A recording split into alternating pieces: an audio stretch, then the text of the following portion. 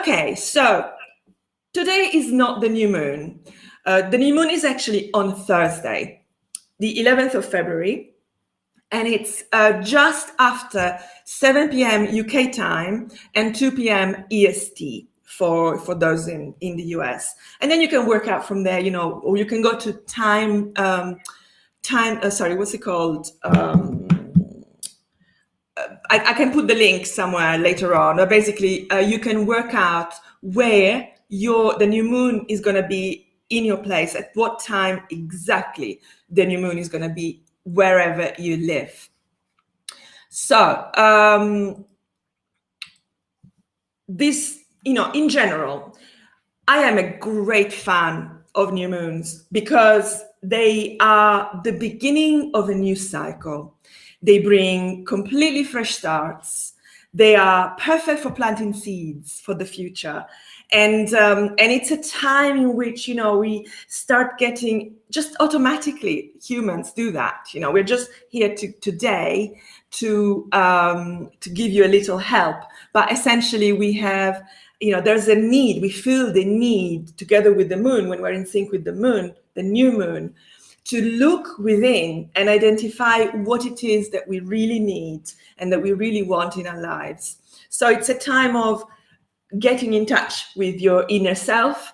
It's a time of instincts, dreams, all of these like urges and dreams and needs that you probably weren't completely aware that you had. And these kind of come up at the new moon.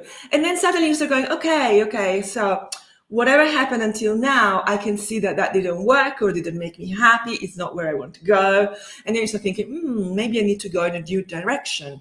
And so this is what we're doing today. So I want to help you to help you get more quickly in touch with the sector of your life that is currently being, really boosted, hugely boosted by the presence of 6 of the traditional planets, plus Pallas Athena, which is an asteroid linked with strategy and a number of other things that is also there. So we've got so much going on right now in the sphere of life represented by Aquarius in your own true horoscope, so your natal chart. So we will be talking about what that is, what sector of your life is being boosted based on your ascendant. If you don't know your ascendant, go to sparkastrology.com chart to calculate it quickly. You need to know your birth time, obviously, accurate to the minute, ideally. And if not, we can just use your star sign, but it's not as good as the ascendant. So let's dive a little bit deeper into this particular new moon that we have today. And I need to, okay. So let's go there. Okay, so this new moon, as I said, has a record number of planets in Aquarius. And, I know that I tend to get very excited about things, but such a congregation of planets in Aquarius had not happened since 1404. That is, Renaissance time. So a long time ago, when we had the moon, the sun, obviously for the new moon, then we have Mercury, we have Venus, we have Jupiter, and we have Saturn. And as I mentioned earlier, Pallas Athena as well. So what does it mean, when you have all of these planets in one part of your horoscope and in Aquarius specifically? So first of all, we need to look at what these planets together bring us. How do we experience their influence? And so we've got planets like Jupiter. So you can rest assured that there's loads of inspiration. There's also, because of the aspect to Uranus, there's also a lot of innovation, and also Jupiter itself, innovation, inspiration, lots of clarity of vision. And also, we're keen to not just dream about our future, but we're actually keen to make it happen, manifest it.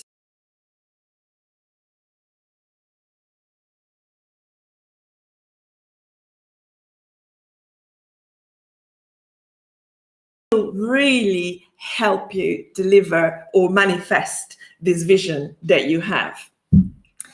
And with Mercury there, you have, your mind is on fire. Mercury in Aquarius, Mercury loves Aquarius, and it's both very analytical and, it's very home in this sign. So, and with all that's going on astrologically, we're literally being flooded with radical ideas, new thinking, breaking with the old, coming up with out of the box solutions and perspectives, and possibly even shocking discoveries.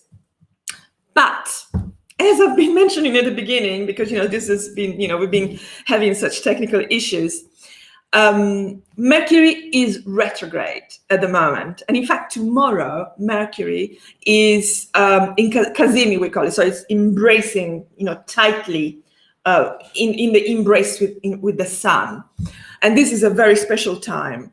So right now, Mercury is a little bit confused, doesn't really know, it's just, there's a little bit of unknowns, but tomorrow there's going to be complete clarity. This doesn't last long because Mercury moves really, really quickly. So complete clarity of vision. And this means that our thoughts and minds and, our words are all being upgraded. It's almost like an upgrade. And we are revisiting whatever we did before, what we thought before, and we are pushing for innovation and something that is also longer lasting. But we're still prone to errors, so judgment errors. So be cautious, don't do anything radical yet.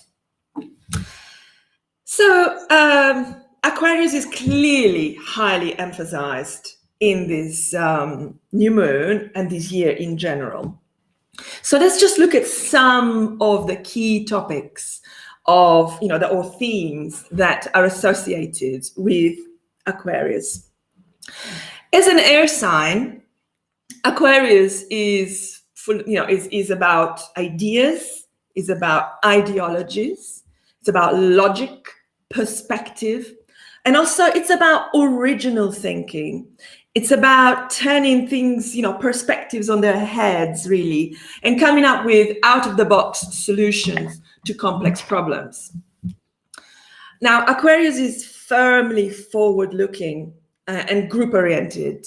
It's really concerned with equality, freedom, the greater good for the world, for society, for fellowship, space, science. And last time we talked about aliens as well. It's not like prerogative of Aquarius, but, we are in an air cycle at the moment. And just let's look up. Who knows what we'll find up there. And Aquarius is very strong on social responsibility as well.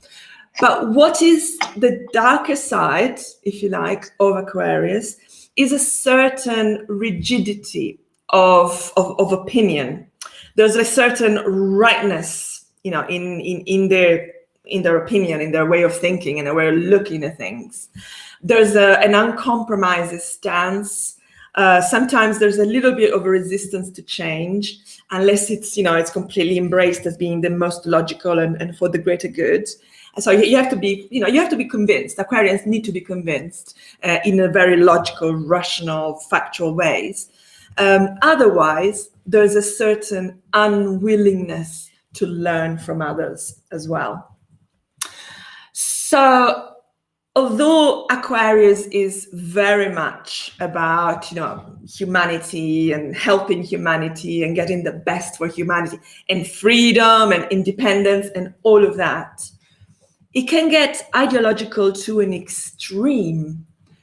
And this means literally either extreme. So you could have we could go down the end of social communes, for example, and then at the other end, you can have totalitarian regimes. They're both potential expressions of Aquarius. And we always laugh in astrology because we say that Aquarius loves humanity but hates people. It's a very specific thing. Okay, so as I said, let's just look at some of the planets in there right now and what they mean. So we have Mercury and Venus, both in Aquarius. So we've talked about Mercury a little bit. So logical thinking, like clarity, perspective, radical perspective, unthought of perspectives. But it's retrograde. So I'm going to just quote Jennifer Rachopi, who said something really funny about this particular retrograde. She said, "We reinvent ourselves to reinvest in ourselves. And our reinvention requires review." Did you get that? Well, welcome to the Mercury retrograde in Aquarius. So expect technology glitches. What did you expect today? That things will go so smoothly? And also there is some resistance to change. This is common across all of these planetary energies in this sign.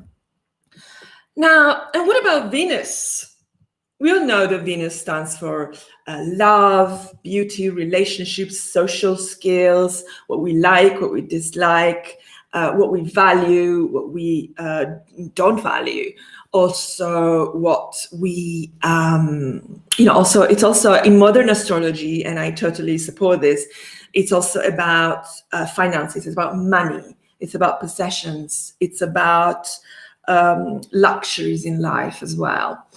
And you could take it to a different extreme. It's about values, both physical, both material values, but also kind of more social values as well. Although at the social, but for you, personal values. But for you, because for social values, we look more at Jupiter. So when in Aquarius, Venus is really not your typical interpretation or manifestation that people imagine when they think of this planet or the goddess Venus, because Venus here is absolutely 100% focused on all the Aquarian values that we've kind of hinted at, such as groups, friendships, freedom, independence, and radical solutions to complex problems. So looking at complex problems and resolving them with the aid of the mind, the logical mind. On the plus side, if this is what you like, Venus in Aquarius is about commitment, because Aquarius is a fixed sign. So actually doesn't, it's committed. When it's committed, it's committed.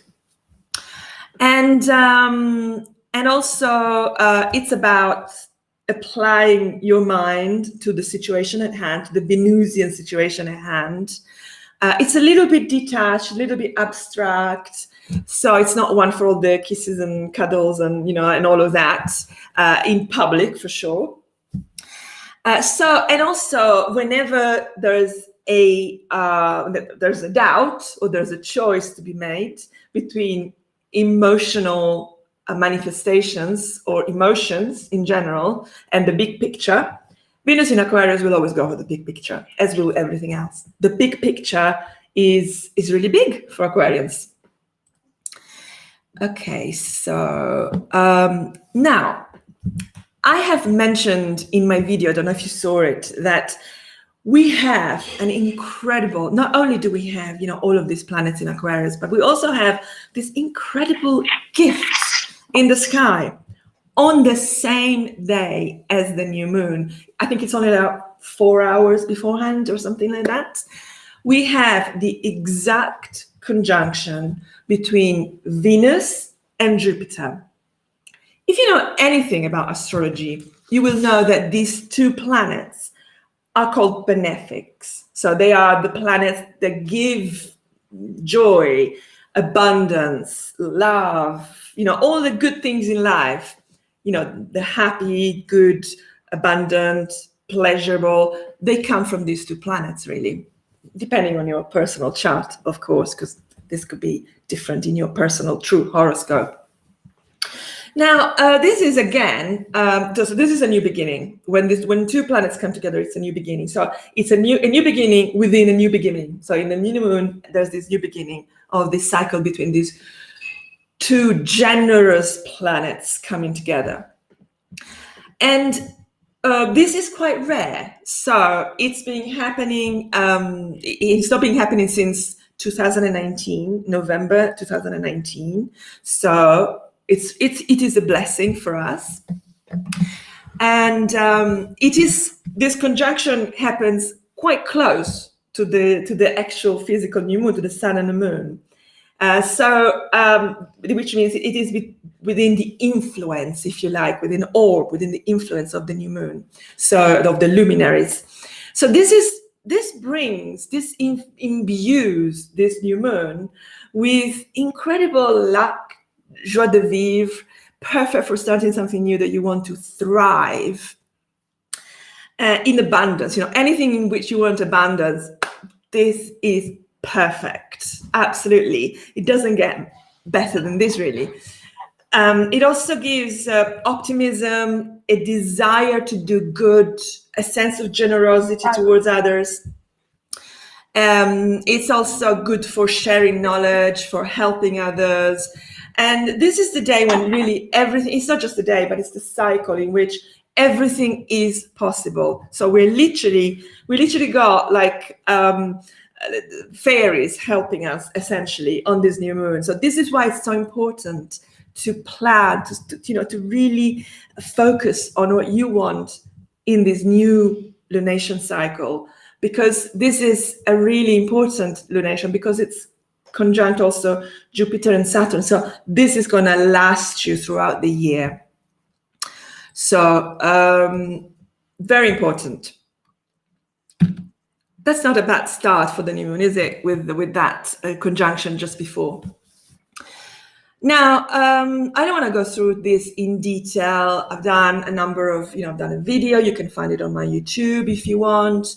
And there's, a lot of conversation right now, or there has been in the astrological community about the conjunction between Jupiter and Saturn in Aquarius, which is huge, which is a gigantic shift.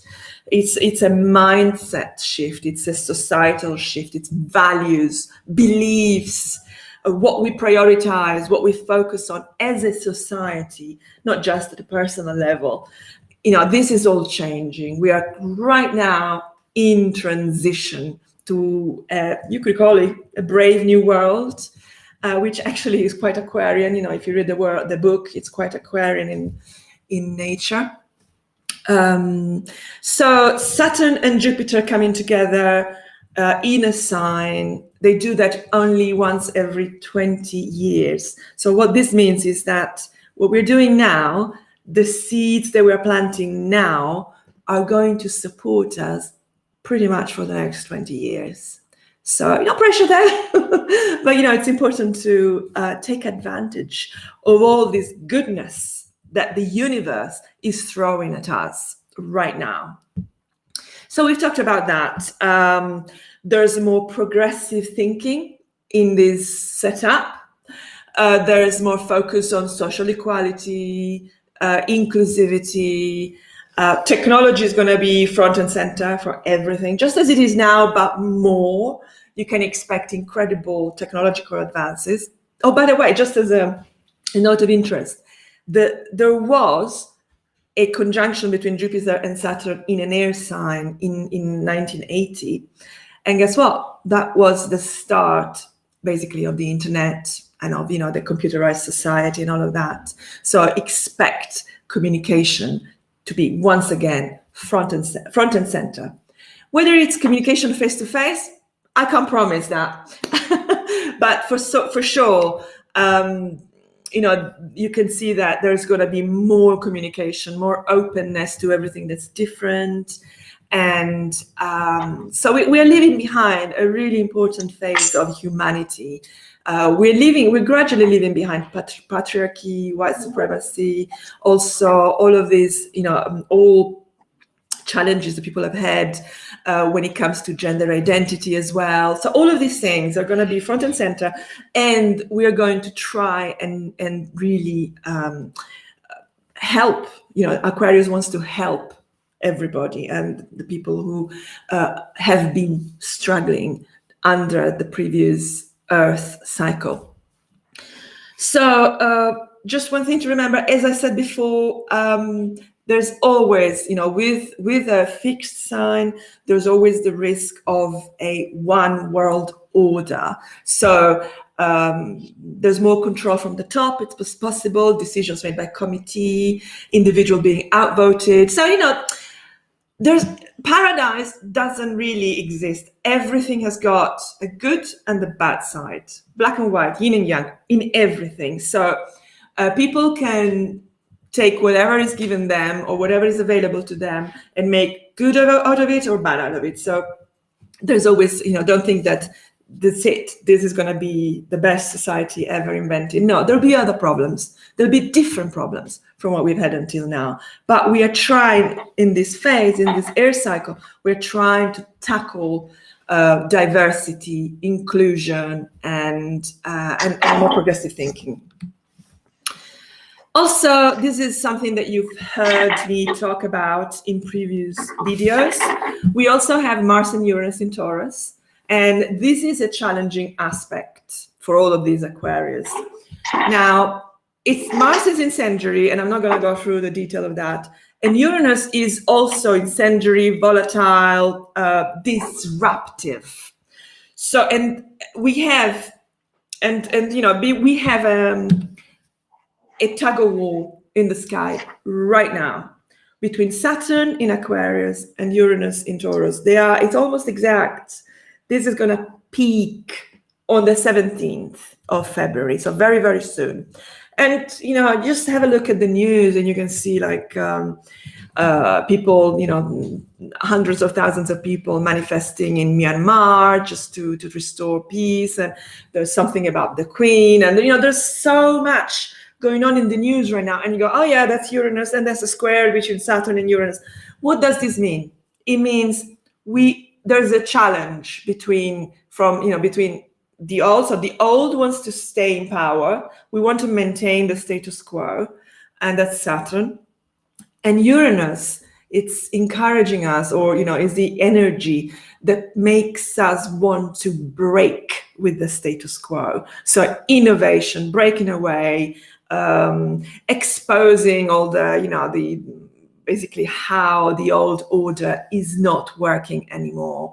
And this could be welcome energy. And usually when this happens once every 45 years, again, very rare, you do have the interim aspects as well, but the beginning of, and we didn't have this since the 70s, this particular aspect, which is like the closing, it's the next one, these two come face to face with each other, it's going to be the beginning of a new cycle.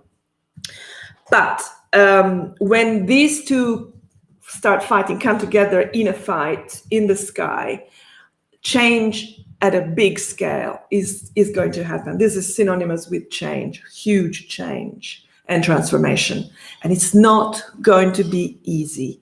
So there's a lot of frustration, a lot of rage, a lot of anxiety and insecurity as well, which can be triggered by sudden change. So because it's literally like a pressure cooker effect, trying to break free and breaking with the old. And I think, because they're like outer planets, fundamentally, most likely, these are going to manifest at society's level, so at a bigger level than each individual one of us. But if these planets, especially 7 degrees of Aquarius and Taurus, or Leo and Scorpio, have got something in your true horoscope, your natal chart, if you've got some planets or an angle at near 7 degrees of these signs, then you are likely to feel it in your life as well, personally. So how do we deal with this energy? We obviously have to kind of like embrace some of the Uranian energy that's coming our way, but not by throwing everything, throwing the baby with the bathwater, as we usually say. No, we have to build bridges between the old and the new. So don't just throw everything out of the window. Make sure that there's some kind of continuation, So put a foot in the past and a foot in the future, and then keep moving. Don't break with things radically, because often when this planet is involved, when Uranus is involved, people are, tend to do that, tend to want to break free completely, like yesterday, and then they regret it later on. So don't do anything rash. Just work with this and try to put together a plan that will take you where you want to be without completely breaking with your past. So the solution for this is, don't look down at the little detail, look up at the big picture. So also search for new knowledge and talents, whatever it is hidden deep within you. You got it already. And if you don't have it, go out there and look for it. And, you will find the tools or the help or the knowledge that you will need to be able to get there where you want to be in the future. And above all, you've got to confront any apathy and fear and just move, find what it is that's holding you back and work through it so that you can free yourself up and move forward. There's a lot of fear involved with Saturn. Saturn is the planet of fear, and limitation, self-limiting beliefs. So we have to work on that to be able to become who we want to become. And this new moon is going to help us. Now, I don't know if we can try